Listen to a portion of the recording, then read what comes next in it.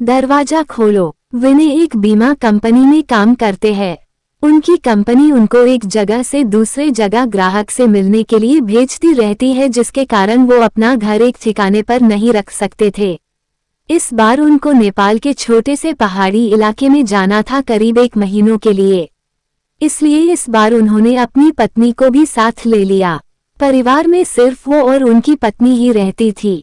विनय और उसकी पत्नी दोनों नेपाल के लिए निकल पड़े। वैसे भी ठंड का मौसम था और नेपाल में ऊपर से बहुत तेज बर्फ पड़ रही थी। वो लोग अपने घर पहुंच चुके थे। अपने घर तक पहुंचने के लिए उनको बहुत संघर्ष करना पड़ा, क्योंकि घर छोटे से गांव में एक पहाड़ी इलाके में था, जिसकी वजह से दोनों बहुत थक चुके थे। रात के 12:30 बज चुके थे। जहां वो रह रहे थे वहां दूसरे घर एक दूसरों से बहुत दूर दूर थे। बाहर जोरों से ठंडी हवा और बर्फ गिर रही थी। दोनों अपने रजाई में दुबक कर आराम ही कर रहे थे कि अचानक उनको लगा कि किसी ने उनके घर का दरवाजा खटखटाया है। फिर उन्होंने सोचा कि क्या पता तेज हवा चलने की वजह से ऐसा जो रहा हो, इसीलिए उन्होंने उसको अनदेखा कर दिया। अगली सुबह विनय जिस काम के लिए आया था उसके लिए वो निकल पड़ा। उसकी पत्नी घर में अकेले ही थी। उसको समझ नहीं आ रहा था कि वो घर में बैठे वक्त कैसे बिताए। उसने सोचा कि चलो क्यों न बाहर जाकर ही कुछ देख लिया जाए। बाहर ठंड तो थी पर हवा नहीं चल रही थी, इसीलिए उसने अपना स्वेटर पहना और बाहर निकलने को तैयार हो गई। जैसे ही उसने अपना घर का गेट खोला वैसे ही देखती है कि घर के पास बने एक खंबे के पीछे एक छोटा सा बच्चा खड़ा है, जो उसको चुपके चुपके देख रहा है। विनय की पत्नी ने उसको अपनी ओर बुलाया पर वो नहीं आया और वो वहां से भाग गया। अगले दिन भी कुछ ऐसा ही हुआ। वो लड़का उसको फिर से घूरे देखा जा रहा था। इस बार उसकी पत्नी ने उस बच्चे को पकड़ लिया और पूछा कि तुम यहाँ क्या कर रहे हो। उस बच्चे ने कुछ नहीं बोला और न ही कुछ बताया। विनय की पत्नी ने उससे उसके घर के बारे में पूछा, तब भी वो कुछ नहीं बोल रहा था। आखिर में उसका नाम पूछने पर उसने अपने धीमी सी आवाज में अपना नाम सूर्य बताया और फिर वहां से भाग गया। उसको उसका व्यवहार कुछ समझ नहीं आया। ये सिलसिला ऐसे ही चलता रहा। वो बच्चा रोज उसको खंबे के पीछे से निहारता रहता था।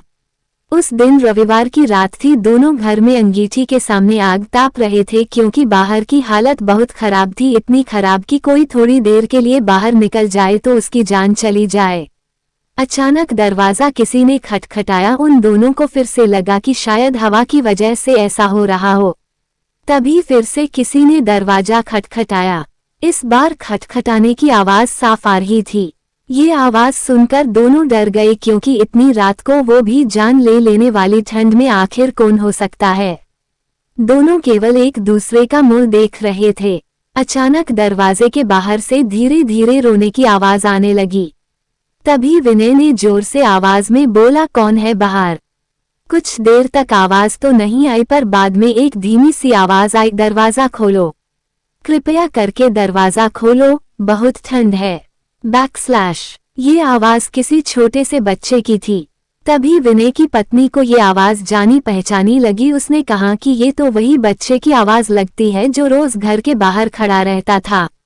विनय की पत्नी ने कहा कि हमें उसे अंदर लाना चाहिए।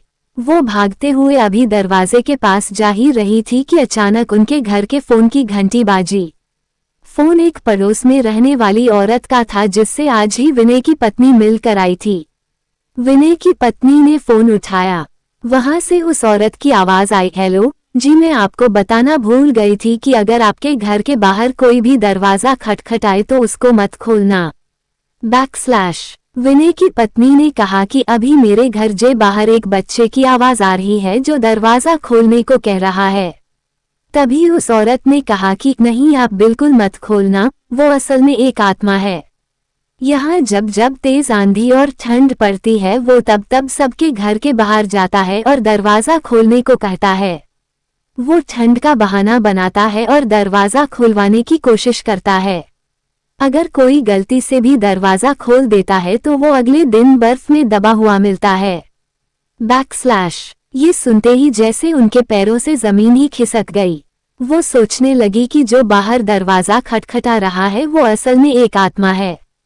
उन्होंने ने दरवाजा नहीं खोला। अगले दिन ही वो दोनों भागकर पड़ोसी के पास गए और पूरे मामले के बारे में पूछा। उस औरत ने बताया कि इस गांव में एक परिवार रहता था। पहाड़ टूटने की वजह से उस परिवार का विनाश हो गया, बस एक बच्चा बच गया। वो दूसरों के घर जा जाकर खाना मांगता। एक दिन बहुत जोरों से बर्फ की आंधी पड़ रही थी।